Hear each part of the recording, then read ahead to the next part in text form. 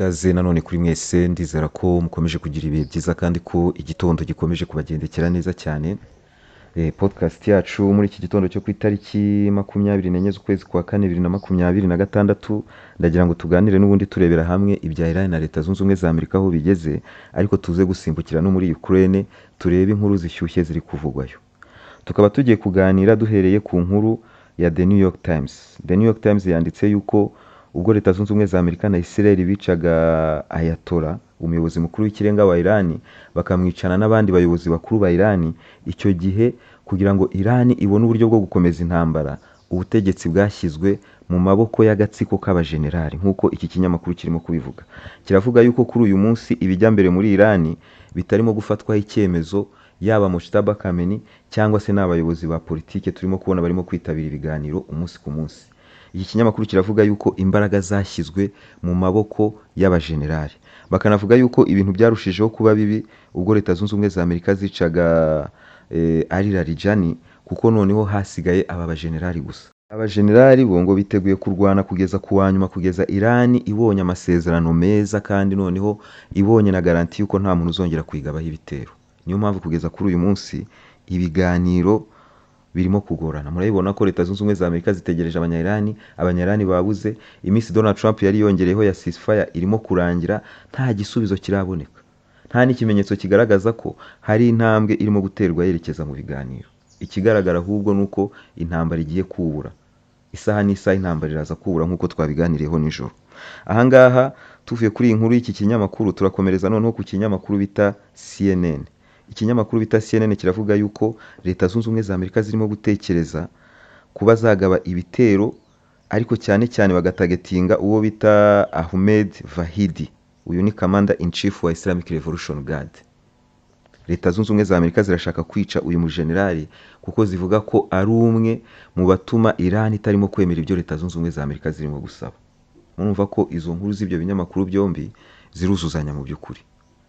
Iki ngiki ni n'ikintu kigaragara iyo ureba imirwanire y'abanya-Iran. Na Minisitiri w'Ububanyi n'Amahanga wa Iran yigeze kubivuga, aravuga ati ubu ngubu ibyemezo biri mu maboko y'abarwanyi. Ibyemezo biri mu maboko y'abarwanyi, mwishe Commander in Chief wabo, ubu ngubu nibo barimo kwiyobora, nibo barimo gufata ibyemezo.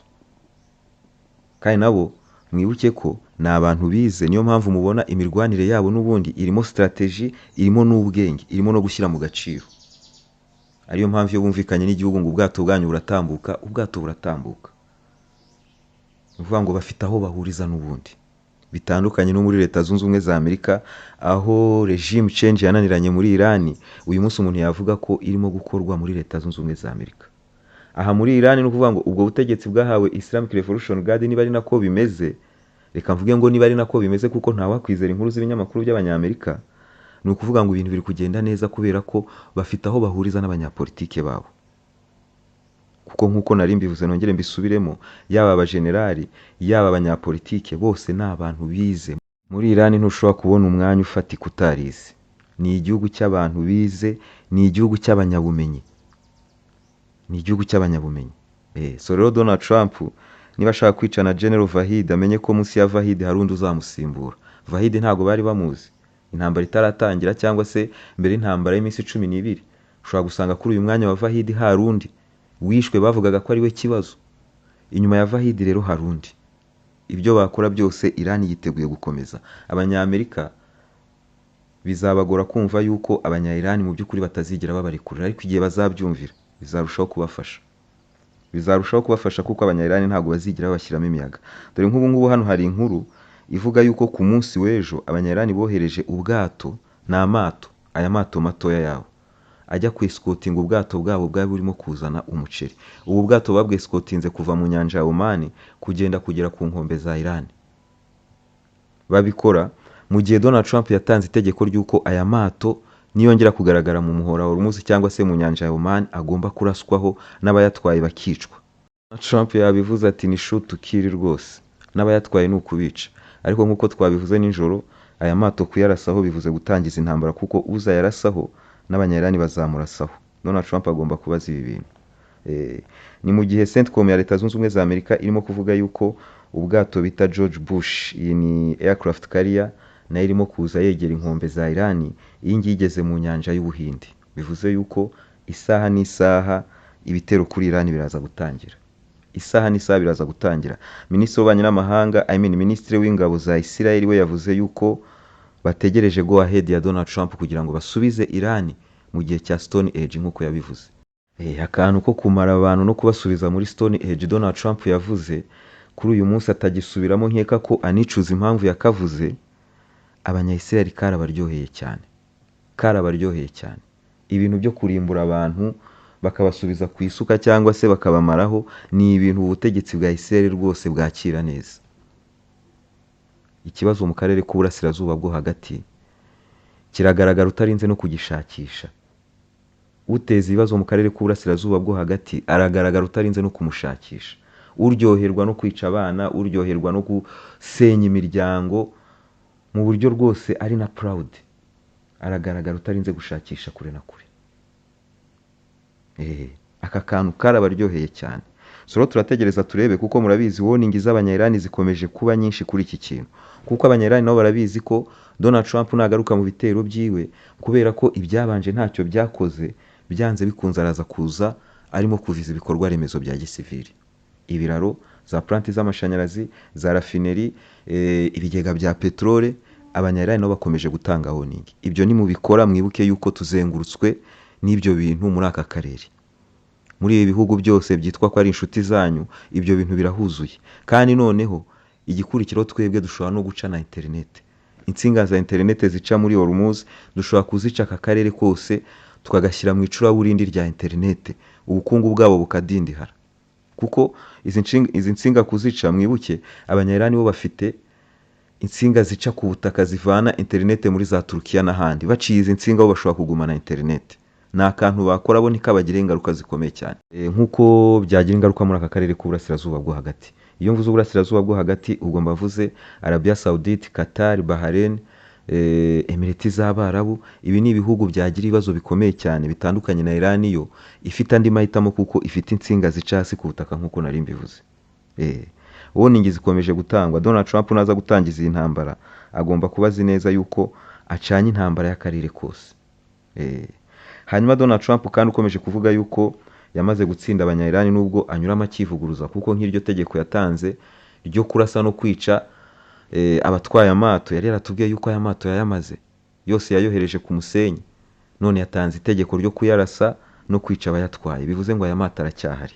Donald Trump yavuze ati rwose fake news zirimo The New York Times na CNN zikomeje kuvuga yuko nta gihe mfite. Ngewe ndi perezida wa Leta Zunze Ubumwe za Amerika, ninjye ufata ibyemezo byose, mfite igihe cyose gishoboka, mu gihe abanya-Iran nta gihe bafite. Waremeza yuko abanya-Iran aribo badafite igihe, we afite igihe, nkaho hari amatora bategereje. Donald Trump ibyo abeshya byose byanze bikunze abaturage ba Leta Zunze Ubumwe za Amerika bamaze kumubona ko ari umuntu utagomba kugirirwa icyizere. Kuko urebye muri Leta Zunze Ubumwe za Amerika ubu ngubu nta muntu urimo gukinwaho udukomedi nka Donald Trump. Aba content creator bari kumukoraho ibintu byinshi cyane kubera ibi bigambo avuga biterekeranye. Amatora ya midterm rero azatwereka imitekerereze y'abanyamerika, niba koko ari abantu batekereza neza, bakeneye kuyoborwa n'abantu batekereza neza, cyangwa niba bishakira abantu barwaye za werewere nk'aba Donald Trump. Tuzayibona muri aya matora ya midterm. Hanyuma nituva kuri Donald Trump uhanganye n'itangazamakuru ariko ntaramuvaho, Donald Trump ejo yavuze akantu karansetsa. Donald Trump yaravuze ati abanya-Iran nibo bakeneye ibiganiro, nibo bakeneye ibiganiro. Baraje baratubwira bati tugiye gufungura Hormuz, mushyiraho ceasefire, tugiye gufungura Hormuz. Ati abantu bose muri timu yanjye barishima cyane usibye ngewe, ngo abantu bose barishimye usibye we, ngo kubera ko barishimye mpita mvuga ngo wait a minute, bagiye gufungura Hormuz bajye bakorera miliyoni 500 ku munsi. Ati ntabwo nshobora gutuma Iran ikorera miliyoni 500 z'idolari ku munsi itarasinya cyangwa se itaremera ibyo turimo kwisaba. Ati mpita nshyiraho bariyeri, mpita mfunga Hormuz. Ariko akantu kansekeje ni akantu ko kumva ko timu yose ya Donald Trump yakomye mu mashyi kishima usibye we wenyine. Nuvuga ngo bose ntago batekereza kure usibye we wenyine. Niwe bahise ugira ubwenge aravuga ati niba afungura bagiye gukorera miliyoni zinizi, ntabwo nshobora gutuma bazikorera. Donald Trump n'abamufasha rwose aba yabaciye amazi n'imbere y'itangazamakuru. Murabyibuka n'igihe cyatambutse arimo gusobanurira intambara, yatunze urutoki Peter Hegseth amubwira ko ari we wa mbere washyigikiye igitekerezo cyo gutangiza intambara kuri Iran, ameze nk'aho arimo kubyivanaho. Hari igihe Donald Trump yashatse kumera nk'aho arimo kwivanaho iyi ntambara, ariko ubu ngubu yamaze kwinjiramo. Ubu ni generali, ni shefu w'urugamba. Hanyuma nanone Donald Trump ejo umunyamakuru yaramubajije ati ese ko intambara nikomeza nk'uko urimo kubivuga, peteroli buzamuka akagunguruka akagera ku madolari 200, urabivugaho iki? Donald Trump ati ntacyo bimbwiye kugira ngo Iran itunge intwaro kirimbuzi mwakwishyura ayo madolari 200. Ibi ni ibintu Donald Trump avuga abaturage be batakira neza, kuko ubutasi bwabo bwose bubabwira yuko nta kimenyetso kigaragaza yuko abanyarani bari bagiye gutungiza intwaro. Icyo rero kereka abanyamerika yuko ayo mafaranga ari kuzamuka mu by'ukuri ari kuzamukira ubusa, nta menace yari ihari. Ariko Donald Trump agomba kurwana no kubibumvisha, kuko nibo barimo kubyishyura. Hanyuma Donald Trump yavuze yuko yongereye iminsi ya ceasefire muri Liban. Muri Liban bongereye iminsi ya ceasefire, akaba ateganya kwakira perezida wa Liban ndetse na premier ministre wa Israel nk'uko abivuga. Ni ugutegereza tukazareba, kuko ibi bishobora gusubira urudubi igihe cyose intambara yakura, kuko simbona intambara yubura kuri Iran Hezbollah bagakomeza guceceka.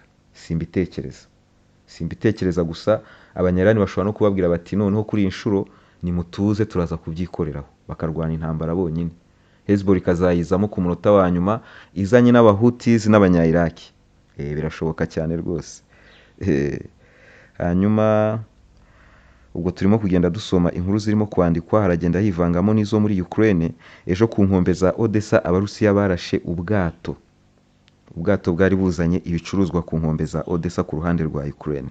Ntabwo turamenya ngo ubu bwato bwari bwikoreye ibiki, ariko ubu bwato bwafashwe n'inkongi. Ejo twabiganiriyeho, abanyaburayi bemeye yuko bagiye guha Ukraine miliyari 90. Twumvaga ari ibintu byoroshye, ariko Ukraine yahawe kondisiyo bayihaye ni kondisiyo sinzi uburyo bazazikurikirana, ariko baramutse basaba yuko zakubahirizwa 100%. Murabizi ni kondisiyo nge mbona zanananiye Ukraine kugira ngo yinjire muri Union Européenne. Kondisiyo ya mbere biragoye cyane kuri Kiev. Kondisiyo ya mbere nuko Ukraine igomba kubahiriza amahame ya demokrasi. Sinzi iki ibi ngibi bivuze, ntago harimo details z'ibyo bisobanuye. Murabizi Zezenge yafunze abantu bose batumva ibintu kimwe nawe, bose yarabafunze, amashyaka yarayahagaritse. Ahangaha rero baramusaba kubahiriza amahame ya demokrasi, no kubafungura I don't know. Icya kabiri hano baravuga yuko ubutegetsi bugomba gufasha amashyaka gukora mu bwisanzure. Iki kirasa na kiriya cya mbere, kuko demokrasi n'amashyaka ni ibintu bisa. Nibyo nari mvuze, Zezenge yababujije gukora, abandi yarabafunze. Ni ugutegereza tukareba rero niba ari gutegekwa kubafungura. Icya gatatu, kubahiriza amategeko nk'uko ameze mu itegeko nshinga rya Ukraine akubahirizwa. Icya kane ni ugukomeza intambara yo kurwanya ruswa. Sinzi ngo barabasaba kwirwanya ku kihe kigero, cyangwa se gukemura ikibazo cya ruswa ku kihe kigero, ntago mbizi. Ikindi gikomeye, Ukraine igomba gutanga garanti yuko izubahiriza uburenganzira bw'ikiremwa muntu, harimo n'uburenganzira bwa banyamuke muri Ukraine. Murabizi ari nk'aba banya-Hongria bose rero, murabizi ko muri ya mategeko y'abanya-Ukraine mashyashya uburenganzira bwabo ntago bwubahirizwa. Union Européenne irabasaba kubahiriza ubu burenganzira no gutanga garanti yuko buzubahirizwa mbere yuko batangira guhabwa izi miliyari 90. Ni miliyari 90 bazatangira guhabwa mu kwezi kwa gatanu. Mu kwezi kwa gatanu nibwo bazatangira kuyabona. Nugukomeza tugategereza, kuko nubwo bavuga yuko icyemezo cyamaze gufatwa, biravugwa gutyo kubera ko abanya-Hongria bakuyeho veto yabo. Abanyaburayi n'ubundi muri iki cyumweru bagomba kubyemeza. Impamvu bitarimo kuvugwaho cyane nuko abenshi bizeye yuko abanyaburayi bari buze kubyemeza, ariko ntawamenya. Reka dutegereze turebe ko ntawe uzabihakana nyuma ya Viktor Orban. Hanyuma Donald Trump bamubajije impamvu yatumiye Vladimir Putin muri G20. Yavuze ati Biden ajya gukwirukana Vladimir Putin muri G8, ubu yabaye G7. Nari babwiye ko yakoze amakosa, kuko G7 ubu ngubu nta kintu ivuze. Ni paper tiger ku mugani wa Donald Trump. Nta kintu ivuze, kandi ugiye kwireba ukareba ibihugu biri muri G7 uyu munsi ntago biri mu bihugu 7 bikize ku isi. hari n'ibitari hafi aho ngaho. G7 rero n'abarusiya mwarabyumvise ko nta nyota bayifitiye. Uyu muryango wa G20 wo ni umuryango bigaragara ko ugifitemo akabaraga. N'Uburusiya bwari bukirimo, minisitiri wabo w'ububanyi n'amahanga yitabiraga mu manama, ariko Vladimir Putin ntabwo yitabiraga kubera bya bihano. None Vladimir Putin yatumiwe mu nama ya G20. Donald Trump ati n'ubundi ni ikosa. Hanyuma hano hari amafoto ari kuvugisha abanya-Ukraine ku buryo bukomeye cyane. Amafoto yateje induru muri Ukraine. Abasirikari ba Ukraine bafatiwe muri Kupiansk bateye agahinda. Sinzi niba mwibuka amafoto yo mu gihe cy'inzara yigeze gutera muri za Somalia, cyangwa se inzara yigeze gutera muri Yemen, aho umuntu w'umugabo bamuhaga ibyo kurya akaba atashobora guhaguruka ngo ajye kubifata, kugira ngo abigereho ari ugukambakamba. Uburyo aba bantu basaga niko abasirikari ba Ukraine bafashwe muri Kupiansk barimo gusa. Amafoto Uburusiya bwashyize hanze.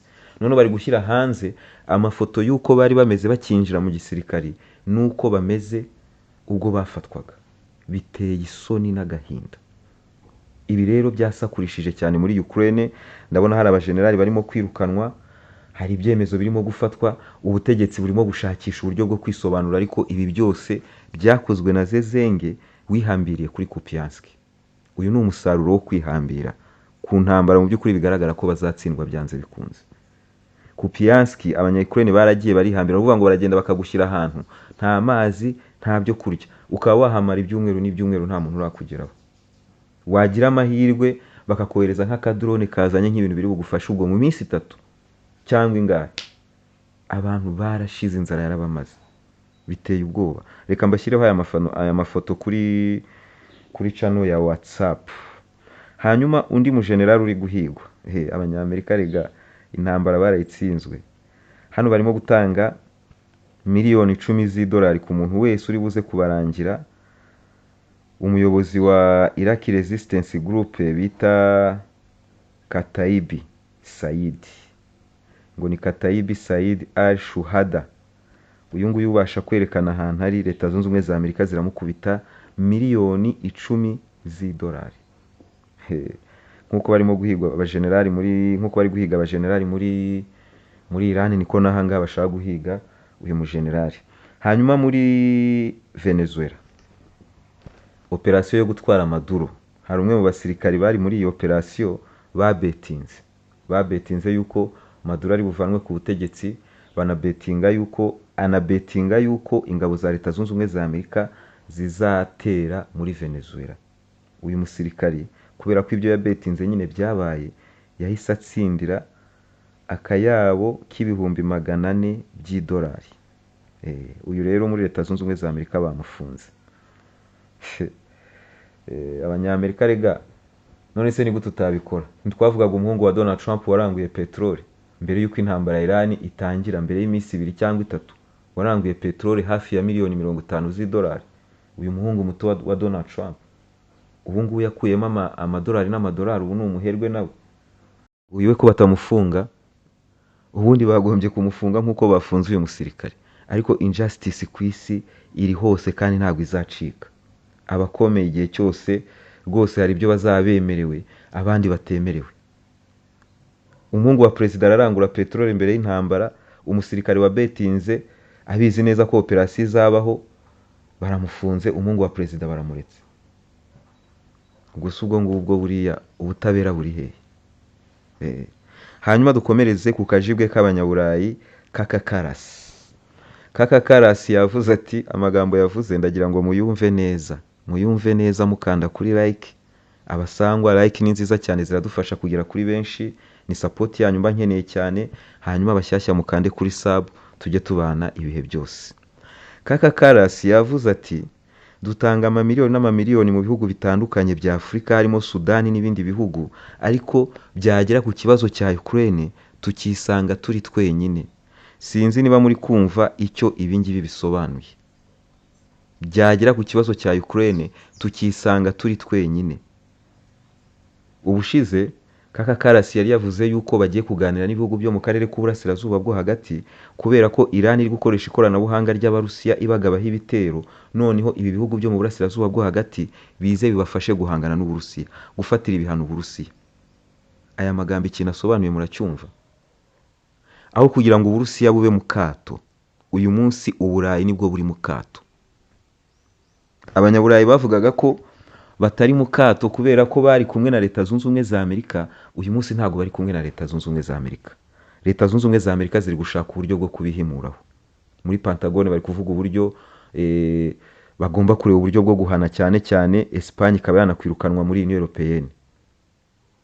Ntabwo bari kumwe. So rero aba banyaburayi nibo bari mu kato. Akato bifurije Uburusiya uyu munsi nibo bakarimo. Ntawe babwira ngo yumve. Kaka Karasi hano yansekeje cyane. Hanyuma dukomereze ku nkuru ivuga ku myitozo y'Abanyapolonye n'Abafaransa, ntabwo nyitindaho, twayiganiriyeho nijoro. Ni imyitozo mu by'ukuri umuntu yavuga ko ari maonesho, nubwo ihangayikishije ku Burusiya kubera ko barimo kwitoza bakoresheje indege zishobora kurasa intwaro kirimbuzi, banitoza uburyo bwo kurasa mu Burusiya, ariko ni ibintu bya maonesho kugira ngo nabo bagaragaze ko hari akantu gato barimo gupezaho. Iyi myitozo ntayihuriye na NATO, ni bimwe Emmanuel Macron yavuze yuko intwaro kirimbuzi z'Ubufaransa zishobora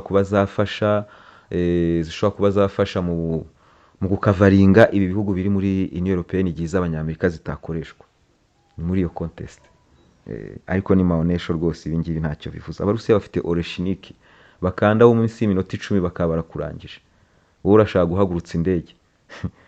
Hanyuma dukomereze kuri drone zagaragaye ku munsi w'ejo muri Tehran. Muri Tehran ejo hagaragaye drone, twabivuze nijoro, barazihanura, ariko ni drone zigaragaza yuko ibitero bishobora kuba biri hafi. Hanyuma nibyo twatuganiriyeho. Amahoro kuri mwese.